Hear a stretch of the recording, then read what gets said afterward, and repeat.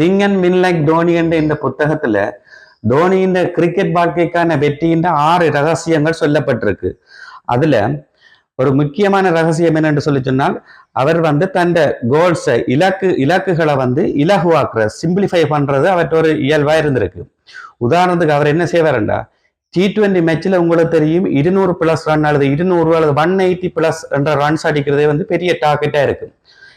எதிர் டீம் 200 ரன்ஸ்கள் அடிச்சா தோனி என்ன செய்வார் என்றால், தன் டீம்மேட்ஸை சந்திக்கல, அவையின் எதிர் டீம் பேட்டிங் முடிஞ்ச பிறகு டீம்மேட்ஸை சந்திக்கல என்ன செய்வார் என்றால், 200 ரன் நீங்கள் ஒன்றும் யோசிக்க தேவையில்லை, நாங்கள் 11 பேர் இருக்கிறோம், நாங்கள் 11 பேரும் சேர்ந்து 20 ஃபோர்ஸ் அடிப்போம்.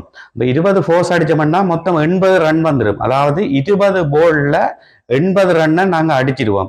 மிச்சம் இருக்க போறது 100 போலுக்கு 120 ரன்னா நாங்கள் அடிக்கணும். அதாவது T20 மேட்ச்ல 100 போலுக்கு 120 ரன் அடிக்கிறன்றது ஒரு பெரிய விஷயம் இல்லை என்ற மாதிரி அந்த டீம்மேட்ஸை அவர் மென்டலி ப்ரிப்பேர் பண்ற கரெக்டர் ஒன்று அவர் கொண்டிருக்கிறார். இதே மாதிரி இந்த இயல்புகளை நாங்கள் எங்களோட லைஃப்ல வேற விஷயங்கள்ல பயன்படுத்தினோம்னு சொன்னால் நாங்களும் முன்னேறலாம்.